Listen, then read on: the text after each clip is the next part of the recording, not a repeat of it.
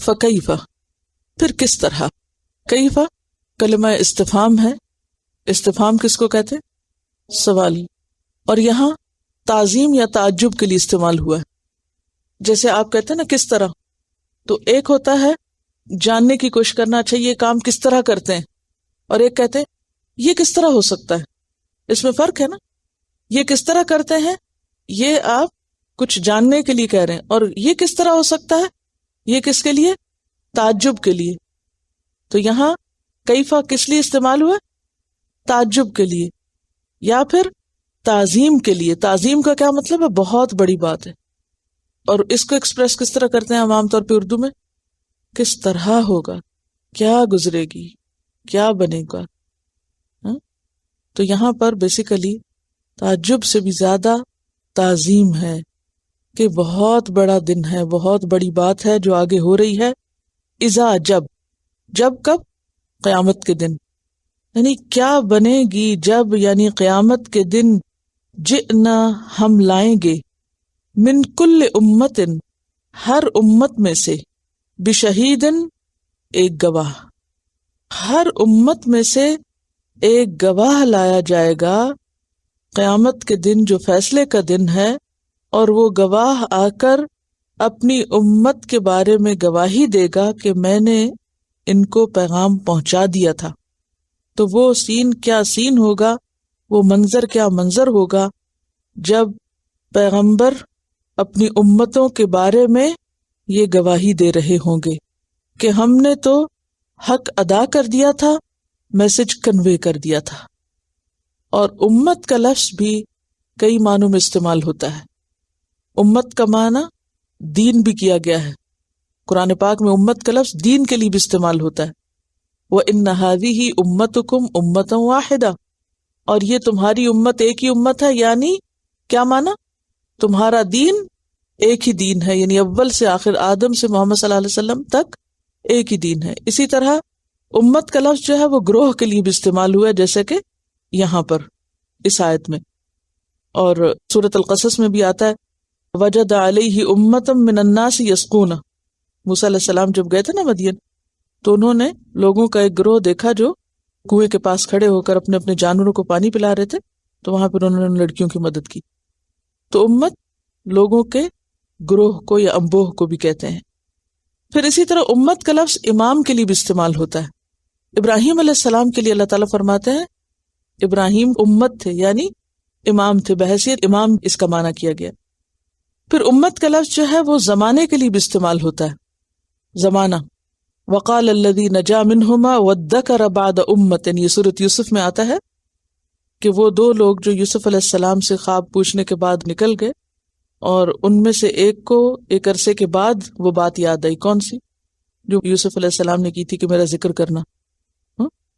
اب آپ سوچ رہے ہوں گے کہ یہ تو بڑا مشکل ہے، ایک لفظ ہے اور کئی معنی، اور یہ اتنے معنی کیوں ہیں؟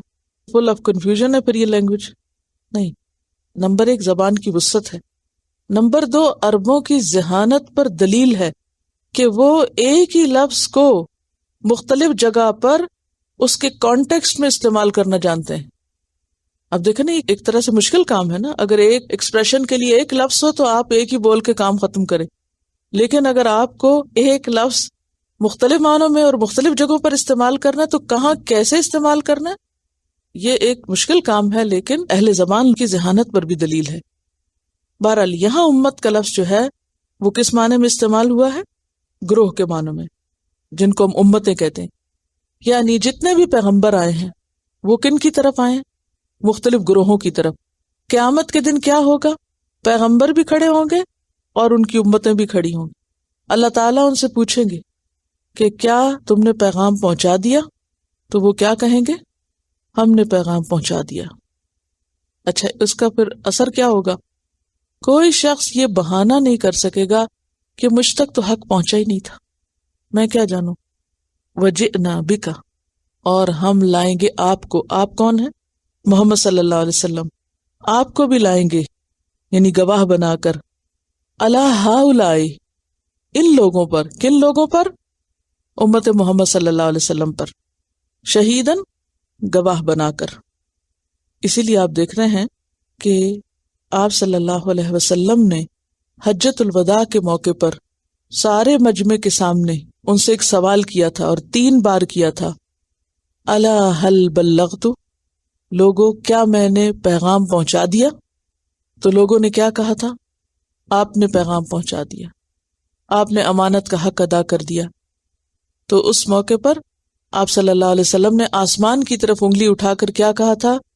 اللہم اشہد، اللہ گواہ رہنا، اللہم اشہد، اللہم اشہد، 3 بار، 3 دفعہ سوال کیا، 3 دفعہ لوگوں نے ہاں کہی، اور 3 دفعہ آپ نے آسمان کی طرف شہادت کی انگلی اٹھا کر اللہ کو گواہ بنا لیا کہ کل کوئی یہ نہ کہے کہ میں نے پیغام پہنچانے میں کوئی کمی کی ہے۔ تو یہاں پر آپ دیکھیے کہ اس منظر کو واضح کیا جا رہا ہے کہ ذرا سوچو تو صحیح کہ اس وقت بنے گی کیا کہ جب ہر امت میں سے ایک گواہ اٹھے گا اور وہ اپنی اپنی امت کے بارے میں گواہی دے گا۔ اللہ کا مطلب ہوتا ہے ان کے خلاف، اور امت محمد صلی اللہ علیہ وسلم پر کون گواہ ہوں گے؟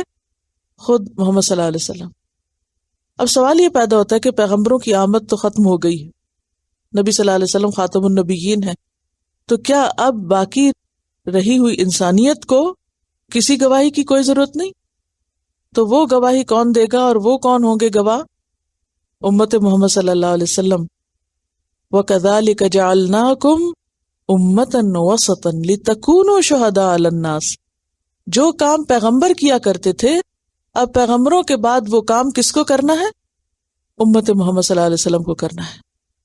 اور اسی لیے کہا کہ ان العلماء ورثۃ الانبیاء، کہ علماء کون ہیں؟ انبیاء کے وارث ہیں۔ نبی صلی اللہ علیہ وسلم کے بعد آپ کی امت کے علماء کا کام کیا ہے کہ وہ اس پیغام کو لوگوں تک پہنچائیں، اور اگر علماء نہ پہنچا رہے ہوں تو ذمہ داری ساقط نہیں ہوتی۔ عوام الناس کا بھی فرض ہے کہ وہ اپنے علماء کو اس بات کے لیے مجبور کریں، تیار کریں، اور سارے مل کر سوچیں کہ یہ امانت جو آج ہمارے ہاتھ میں ہے، ہمارے پاس ہے، حق کو پہنچانے کی، اسے ہمیں آگے پہنچانا ہے، اور قیامت کے دن اس کے بارے میں پوچھ ہوگی کہ یہ پہنچایا یا نہیں پہنچایا۔ کیوں؟ اس پیغام کا، حق کا پہنچانا اتنا ضروری کیوں ہے؟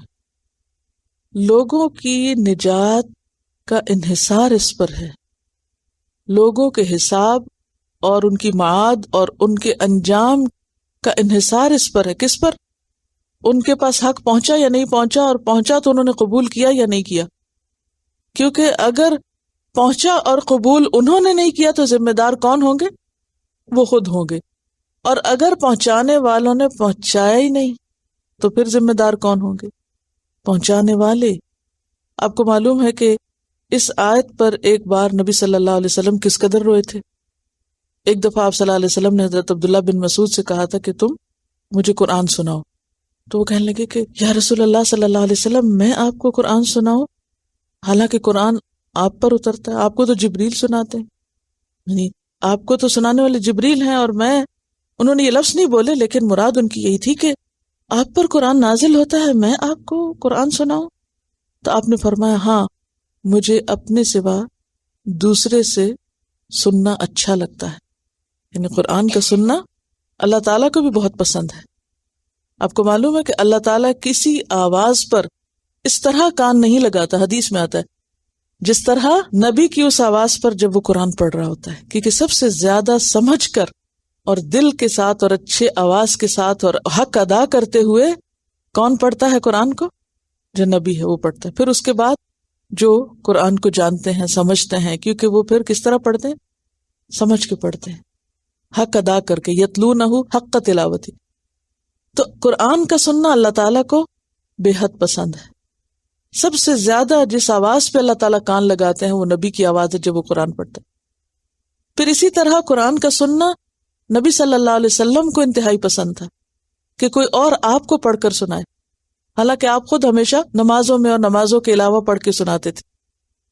اور پھر اسی طرح قرآن کے سننے کے بارے میں کتنا بار بار قرآن پاک کے اندر آتا ہے، جہنم میں جانے والے کیا کہیں گے؟ لو کننا نسمع، کاش ہم سن لیتے، او ناقل، یا کچھ سمجھ لیتے، ما کننا فی اصحاب السعیر، ہم بھڑکتی ہوئی آگ والوں میں شامل نہ ہوتے. اگر ہم سن لیتے تو ہم یہاں نہ پہنچتے، کیونکہ یہ ہو نہیں سکتا کہ کوئی شخص قرآن سنے اور پھر سمجھ کر سنے اور پھر اس کا دل نہ بدلے. اگر واقعی وہ اس پر توجہ کرنے والا تو یہ دلوں کو پگھلانے والی چیز ہے. یہ وہ کلام ہے جو پہاڑ پر اترے تو پہاڑ کو ٹکڑے ٹکڑے کر دے. تو یہ قرآن کا سننا جو ہے یہ ایک بہت ہی اہم چیز ہے. اسی لیے یہ جو آپ کو لسننگ کروائی جاتی ہے بار بار آیات کی پڑھانے کے ساتھ، یہ اسی پروگرام کا حصہ ہے. کیونکہ جب تک آپ سنتے نہیں اس وقت تک پوری طرح سمجھتے نہیں. قرآن صرف پڑھ کے نہیں آتا، یاد رکھیے قرآن سن کے سمجھ میں آتا ہے. ہاں؟ تو اللہ تعالیٰ سننا پسند کرتے ہیں، پیغمبر پسند کرتے ہیں، اہل ایمان سننا پسند کرتے ہیں، جنات سننا پسند کرتے ہیں. جب جنوں کے ایک گروہ نے قرآن سنا تھا تو انہوں نے واپس جا کے اپنی قوم کے پاس کیا کہا؟ اِنَّا سَمِعْنَا قُرْآنًا عَجَبًا يَهْدِي إِلَى الرُّشْدِ فَآمَنَّا بِهِ، کہ ہم نے ایک بہت عجیب کلام سنا ہے جو ہدایت کی طرف لوگوں کو بلاتا ہے. يَهْدِي إِلَى الرُّشْدِ فَآمَنَّا بِهِ، ہم تو اس کو وہی مان گئے، سنتے ہی ایمان لے آئے. ہاں؟ تو قرآن کا سننا ہدایت کا ذریعہ بھی بنتا ہے. مریم جمیلہ نے سب سے پہلے کیا سنا تھا؟ قرآن کی تلاوت سنی تھی. اسی طرح بہت سے لوگ، جیسے قاری باسط کی تلاوت بہت اچھی تھی، 60s میں بہت شہرت. اب تو خیر بہت سارے قراء آ گئے ہیں اور بہت سی قسم کی قراتیں اویلیبل ہیں، لیکن ابتداء میں صرف قاری باسط ہی کی ہوتی تھی.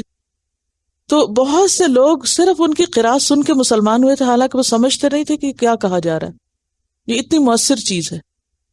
تو بہرحال حضرت عبداللہ بن مسعود نے سورۃ النساء پڑھنا شروع کر دی، اور جب وہ اس آیت پر پہنچے تو آپ صلی اللہ علیہ وسلم رو رہے تھے، اور پھر آپ نے فرمایا حسبک، بس اتنا ہی کافی ہے، اس سے آگے نہیں. کیونکہ آپ برداشت نہ کر سکے اس آیت کو.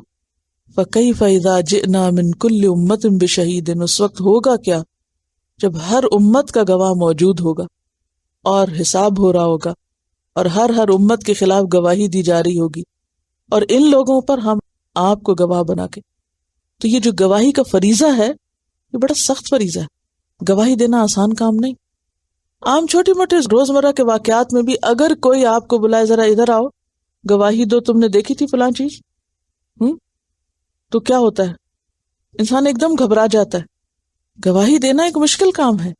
اور پھر حق کی گواہی دینا. حق کی گواہی کیا ہے؟ اس پیغام کو لوگوں تک پہنچانا، ورنہ قیامت کے دن لوگ پکڑیں گے آپ کو، تو کہیں گے ان کے پاس تھا قرآن، انہوں نے ہمیں تو بتایا ہی کچھ نہیں. کیونکہ پیغمبر کے بعد پیغمبر کی امت پر گواہی کا فریضہ ہے.